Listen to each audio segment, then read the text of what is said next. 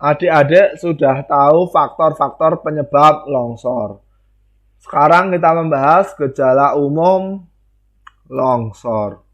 Nah, misalnya fungsinya apa? Apa namanya mengetahui gejala umum? Tadi fungsinya mendeteksi, mengetahui apakah tanah di sekitar sini labil atau stabil.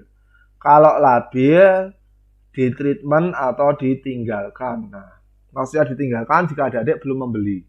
Misalnya mau beli rumah, di lereng dicek dulu tanahnya labil atau stabil. Kalau stabil oke, beli, nggak apa-apa. Kalau punya uang. Nah, kalau kalau labil jangan. Itu maintenance-nya sangat banyak. Nah, maintenance-nya sangat banyak, khususnya pada grip. Grip itu apa? Rangka.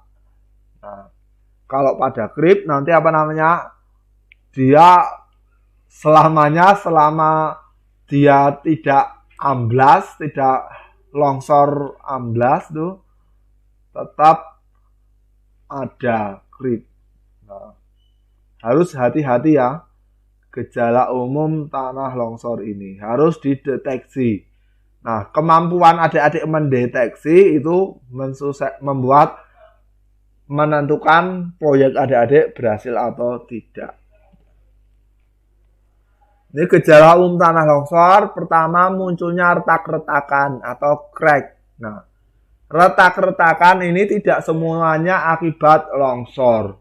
Misalnya adik-adik mau beli rumah, dicek dulu. Itu ada crack apa enggak ya? Dicek dulu. Nah, kalau ada crack ini belum tentu longsor. Kenapa? Bisa jadi crack itu muncul akibat kemarin konsolidasi. Sudah kita jelaskan waktu mekanika tanah 2. Bab konsolidasi. Terus adanya konsolidasi. Terus yang kedua adanya kembang susut. Kembang susut. Nah, swelling. Tanah lempung itu kalau kena air cenderung akan menyimpan air. Lempung-lempung jenis tertentu ya akan menyimpan air. Kalau airnya diserap akibatnya apa? Akibatnya volumenya bertambah. Kalau volumenya bertambah apa? Retak. Nah, bangunannya retak. Terus ketika musim hujan, airnya habis, yang di dalam volume tanah itu habis, jadi mampat. Nah, itu juga akan retak. Nah, terus crack juga bisa terjadi karena longsor. Karena grip, khususnya grip. Nah, yang konsolidasi ini kita tunggu sampai konsolidasi selesai. Terus kita renovasi, insya Allah bisa. Kembang susut ini juga agak susah kembang susut. Nah, kembang susut kalau kita renovasi tahun depan mungkin masih ada kembang susut lagi. 2 tahun lagi mungkin masih ada kembang susut lagi. Terus caranya gimana? Caranya di drainasi. Nah, caranya di drainasi. Dibuat drainasi. Nah, dengan drainasi yang bagus nanti dengan drainasi yang bagus kembang susut insya Allah bisa dihindari.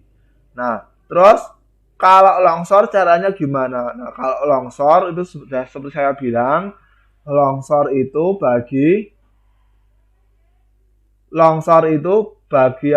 bagi insinyur itu sudah tidak bisa diobati. Jadi bisanya dikurangi. Paham ya? Nah, longsor itu risikonya hanya bisa dikurangi. Khususnya longsor yang besar ya. Longsor dalam istilah teknik sipil, longsor besar. Kalau hanya slope failure, mungkin bisa dihindari dengan membuat dinding penahan tanah. Nah, kalau longsor besar misalnya satu gunung gini. Nah, satu gunung rumahnya kecil segini. Kalau mau dibuat dinding penahan tanah ya percuma. Ini longsornya segini. Nah ini kalau sudah sini ya udah terima Kalau sebelum beli ya jangan beli. Kalau sudah beli, sudah punya tanah di situ, sudah punya rumah di situ ya tadi dikurangi. Nah, Ini harus kesadaran kolektif. Kalau sudah segini harus kesadaran kolektif. Nggak bisa sendiri.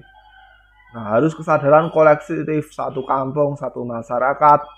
Nah, misalnya tadi membuat drainase bagus, terus menanam pohon-pohon yang menyerap air, pohon-pohon yang akarnya dalam, dan lain-lain. Terus munculnya mata air baru secara tiba-tiba. Nah, ini yang warga malah suka munculnya mata air baru. Nah, munculnya mata air baru. Misalnya, kenapa bisa muncul mata air? Mungkin adik-adik yang tanya begitu. Kok longsor kok bisa muncul mata air, Pak? Nah, misalnya ini lereng. Terus ini retakan. Retakannya nggak hanya satu ya, misalnya dua seperti ini. Nah, ketika hujan, ini airnya akan mengalir di sini. Nah, ketika hujan, airnya akan mengalir terus keluar. Akan mengalir melalui crack di sini. Atau ketika tidak hujan, tetapi muka air tanahnya tinggi, muka air tanahnya dalam. Nah, misalnya muka air tanahnya di sini, cracknya sudah menyentuh muka air tanah. Otomatis gimana? Nah, misalnya otomatis gimana? Nah, ini misalnya ini di sini. Nah, otomatis di sini akan muncul air. Nah, kalau dia sudah menyentuh muka air tanah. Nah, ini yang berbahaya. Kalau menyentuh muka air tanah, dia konstan. Nah, akan terus-menerus muncul air. Kalau yang belum menyentuh muka air tanah, berarti hanya musim hujan saja. Nah, paham ya? Nah, ini warga malah suka biasanya kalau ada muncul mata air. Ini malah ditampung, dibuatkan jugangan, dibuatkan kolam dan lain-lain. Nah, ini nggak boleh. Nah, kalau ada adik jadi lurah itu nggak boleh ya, nanti ada warganya seperti ini. Atau misalnya adik-adik jadi sesepuh besok, jadi sesepuh di masyarakat, ini nggak boleh misalnya. Nah, itu ya, ini nggak boleh. Nah, terus yang kalau muka air tanahnya jernih itu nggak masalah. Muka air tanahnya jernih ya masalah sih masalah, tetapi yang lebih bermasalah kalau muka air tanahnya kotor. Nah, ini muka air tanahnya kotor bermasalah. Kenapa? Artinya di dalam sini ada erosi. Kalau di dalam sini ada erosi, artinya apa? Di dalam sini ada erosi, artinya cracknya akan semakin lebar. Nah, jalan airnya semakin besar. Nah, itu airnya semakin deras. Nah, itu bisa berbahaya, bisa menimbulkan longsor, bisa memacu longsor lebih cepat. Nah, ini kalau airnya keruh itu berbahaya, Pak, sangat berbahaya. Itu ya. Terus poin ketiga, tebing rapuh dan kerikil atau material mulai berjatuhan. Nah, ini misalnya ada material berguguran. Nah, itu salah satu tanda gejala tanah longsor. Terus runtuhnya bagian tanah dalam jumlah besar. Nah, ini kalau ini sudah bisa diamati ya. Ini sudah umum, orang umum, orang awam sudah bisa. Kalau ini mungkin orang awam belum tahu yang dua atas ini. Kalau ini orang awam ini sudah bisa mengerti maksudnya. Nah, terus pohon atau tiang listrik yang miring. Nah, ini kalau ada pohon atau tiang listrik yang miring ini bisa indikasi adanya krip, adanya rangka. Nah, tadi saya bilang retakan ada ditimbulkan minimum 3. Nah, penyebabnya minimum ada 3. Ada konsolidasi, ada kembang susut, ada longsor. Nah, terus kalau misalnya yang membedakan retakan akibat longsor dengan kembang susut dengan konsolidasi apa, Pak? Nah, adik-adik lihat pohon-pohon di sekitar miring enggak? Nah, Kalau di kota mungkin sudah nggak ada pohon. Adik-adik lihat tiang listriknya miring nggak? Ada tiang-tiang listrik, tiang telepon, kabel telepon, dan lain-lainnya miring nggak? Kalau miring itu berarti tanda longsor. Nah, paham ya? Atau mungkin tadi misalnya ada adik-adik mau membeli rumah, dicek loh kok nggak ada retakan. Jangan-jangan itu sudah direnovasi. Nah, kalau sudah direnovasi kan nggak kelihatan retakannya. Nah, terus adik-adik lihat, dicek dulu di sekitarnya. Tetangganya retak enggak? Nah, kalau tetangganya retak berarti kemungkinan juga retak. Nah, kalau tetangganya semua sudah direnovasi. Dicek tiang listrik. Oh, tiang listriknya miring. Nah, berarti sudah ini coret itu ya. Nah, terus terjadi amblasan tanah di atas lereng. Nah, ujuk-ujuk amblas, misalnya gini, nggak ujuk-ujuk juga bisa ya. Misalnya awalnya seperti ini, terus ada tanah amblas, misalnya seperti ini, jadi seperti ini. Nah ini amblas, nah ini kemungkinan ini berarti sudah ada longsor. Nah ini yang 1, 2, 3, 4 ini kemungkinan masyarakat belum paham. Nah, orang awam belum paham. Kalau yang 2 tengah ini, tebing rapuh, kerikil, runtuhan bagian tanah jumlah besar, mungkin orang awam juga sudah mengetahuinya. Nah, itu gejala umum longsor. Jadi adik-adik kalau ada seperti ini berarti di daerah situ kemungkinan longsor sangat ada, bukan sangat tinggi ya. Kemungkinan longsor ada. Jika adik-adik sudah mengetahui bahwa di situ ada gejala umum longsor, langkah apa yang harus adik-adik ambil? Langkah yang harus adik-adik ambil adalah mengamatinya. Nah, kalau misalnya adik-adik jadi kepala desa atau misalnya adik-adik jadi engineer ya, mungkin kalau atau misalnya adik-adik penduduk di situ. Nah, atau adik-adik relawan dan lain-lainnya.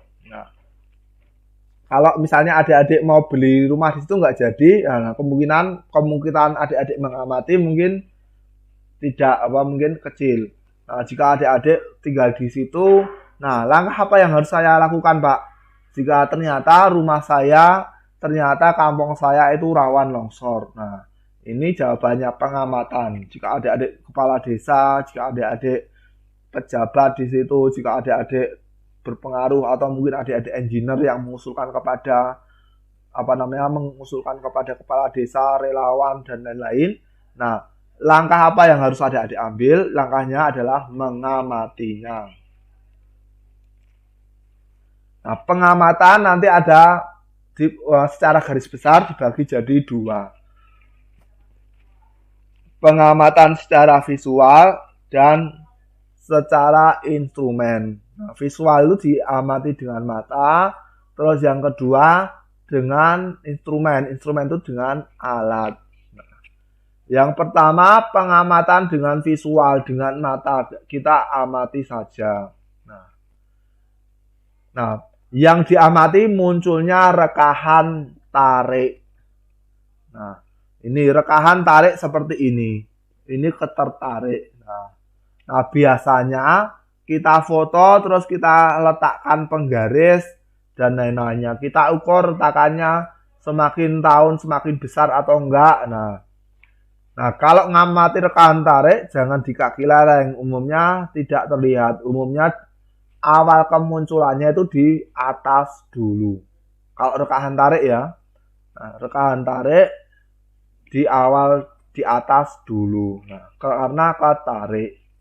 Nah, kita amati rekahan tarik ada atau enggak. Nah, kalau ada kita ukur dan lain-lainnya. Setelah rekahan tarik, terus diamati muncul ada enggak scalp. Nah, scalp tadi anjlokan. Ini ya, anjlokan seperti ini. Nah, ini umumnya juga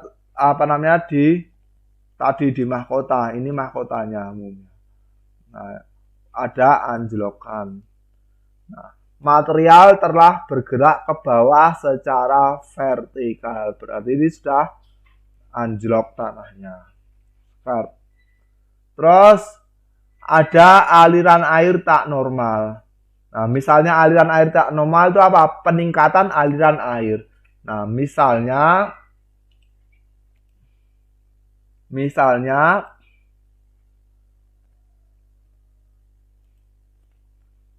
apa namanya? Ada tadi ujuk-ujuk muncul mata air. Nah, ujuk-ujuk muncul mata air. Berarti itu aliran air tidak normal. Misalnya ini lereng, terus ini ada apa namanya? Retakan, terus seperti ini. Nah, di sini kok muncul air. Nah, itu berarti apa namanya? Ada tanda-tanda tanda-tanda retakan, tanda-tanda bahaya longsor. Terus perubahan aliran pada drain hole. Nah, biasanya apa namanya? Di dinding penahan tanah. Biasanya di dinding penahan tanah seperti ini. Nah, ini dibuat drain hole. Nah, di dinding penahan tanah ini dibuat drain hole. Kalau ternyata saat hujan kok di sini mampet. Nah, ini berbahaya ini. Ini tidak normal. Di saat hujan di sini kok nggak keluar airnya. Nah, ini harus dibersihkan. Kenapa? Kalau nggak ada apa namanya nggak ada aliran airnya, di sini akan jenuh air. Kalau jenuh air apa? Tadi tanahnya menjadi lemah, gaya dorongnya menjadi kuat. Nah, itu ya. Ini aliran air tidak normal. Terus adanya rayapan atau krip. Nah, seperti ini, salah satu seperti ini. Apa namanya? Muka lereng melendot. Nah, ini muka lerengnya umumnya melendot-lendot seperti ini. Terus apa namanya? Pohon-pohonnya miring dan lain-lain. Ini mengindikasikan ada pergerakan tanah, massa tanah di surface atau di subsurface, di bawah tanah. Nah, atau dua-duanya. Nah, ini creeping. Terus yang kedua dengan pengamatan dengan instrumen, dengan alat. Yang pertama dengan crack gauge atau penggaris retak. Nah, ini bisa dibuat dengan apa namanya? Dengan sederhana. Ini nggak usah beli, dibuat saja. Nah, ini apa namanya? Ada skala sumbu Y dan sumbu X. Misalnya ini saya gambar ulang ya. Ini saya gambar ulang. Ini alat sederhana ini. Bisa dibuat sendiri. Nah, ini misalnya dua penggaris. Ini ada dua penggaris ya. Ini kiri penggaris ini. Ini penggaris kiri ya. Ini kiri. Terus ada penggaris yang sebelah kanan. Nah, ini ada penggaris sebelah kanan di sini. Nah, ada dua penggaris. Terus ini ada dua penggaris. Ini juga saya gambar dua penggaris. Nah, di tengah-tengahnya ada crack. Nah, ini kita pasang pas ada cracknya. Ini saya pakai putih. Nah, biar kelihatan. Ini kita pasang pas ada cracknya. Ini kita pasang pas ada cracknya. Misalnya di sini. Nah, ini kita pasang pas ada cracknya. Nah, kalau tanahnya bergerak horizontal, ini ada skala horizontal sama skala vertikal. Nah, paham ya? Ini ada skala horizontal sama vertikal. Kalau bergerak semakin panjang, ini nanti akan kebaca. Ini akan kebaca. Nah, paham ya? Ini akan kebaca skalanya. Kalau bergerak vertikal akan kebaca juga. Nah, gampangannya seperti ini. Gampangannya misalnya, ini yang sederhana ya, yang sederhana. Adik-adik punya penggaris dua, yang satu bening, yang satu enggak, terus ini yang bawah. Nah, seperti ini. Di sini ada penggaris. Nah, awalnya ujungnya di titik 0. Awalnya ujungnya di titik 0. Terus ketarik, jadi ujungnya di sini 1 cm. Nah, berarti dia ada gerakan 1 cm, paham ya? Nah, ini juga sama. Jika dia bergerak ke atas, ke bawah, ini juga nanti akan gini. Nah, nanti akan gini. Nah, paham ya? Nah, jadi ini bisa mengukur atas bawah. Nah, kalau dia diletakkan secara vertikal. Kalau diletakkan secara horizontal, ini misalnya tanpa atas ya. Ini juga bisa diletakkan secara horizontal, bisa. Nah, ini juga bisa diletakkan secara horizontal. Jadi dia bisa mengukur kiri, kanan, depan, belakang. Kalau ini atas bawah, depan, belakang. Kalau ini kiri, kanan, depan, belakang. Ini juga bisa. Jadi ini nggak harus vertikal, bisa horizontal. Nggak harus horizontal, bisa vertikal, bisa dua-duanya. Diletakkan dua-duanya. Nah, kalau meletakkan di vertikal gimana? Misalnya di dinding rumah. Nah, di dinding rumah itu ada crack, kita letakkan, kita tempelkan di dinding rumah, terus nanti akan kelihatan dia tariknya tiap bulan berapa, nanti disuruh nyatet sama orang punya rumahnya itu disuruh diminta nyatet perubahannya. Kalau enggak ya enggak masalah, 1 tahun kemudian kita cek berapa. 1 tahun kemudian kita cek berapa. Nanti kita tahu kecepatan longsornya, kecepatan creepnya, kecepatan rangkanya. Terus ada extensometer. Nah, ini cara kerjanya mirip dengan penggaris ini. Ini juga sederhana. Caranya kita punya bandol, ini bandol diisi, kita punya tali dikasih bandol. Bandolnya bisa apa saja dari bersih dan lain-lain, dikasih bandol. Ini ada roll, katrol. Ini ada katrol.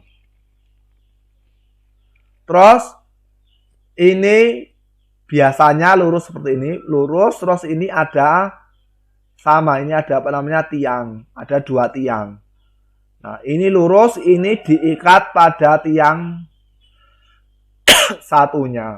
Nah, yang dikasih roll ini adalah daerah stabil.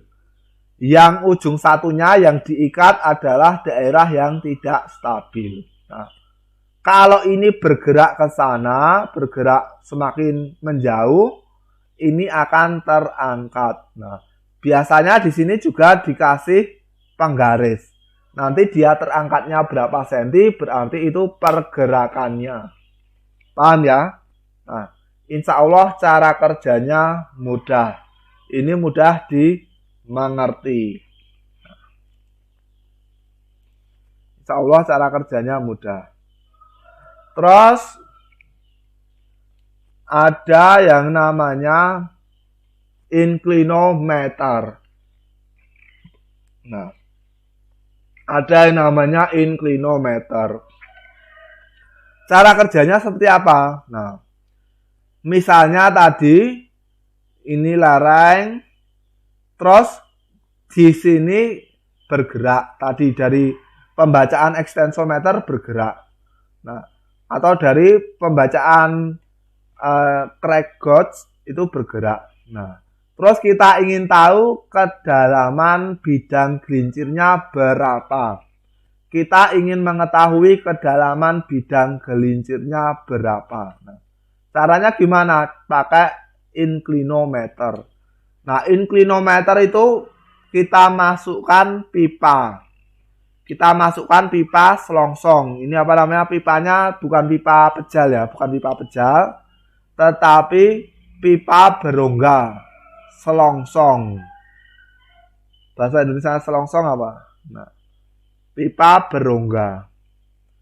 Ini tadi tebing, terus tebingnya tadi sudah bergerak.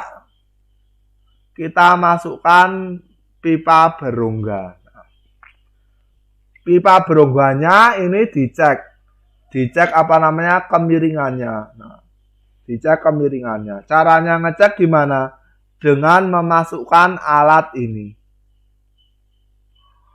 Ini alat inclinometer. Kita masukkan alat ini. Ini ada tali ya, ini ada tali. Nah, tali. Nah, ketika kita pasang, terus kita masukkan alatnya. Kita masukkan alat-alatnya seperti ini, seperti kayu, bukan kayu, seperti batang. Di sini ada roda. Nah, ada roda. Ada roda. Nah, kita masukkan, terus ini akan membaca, roda di sini akan membaca kemiringan dari selongsong ini.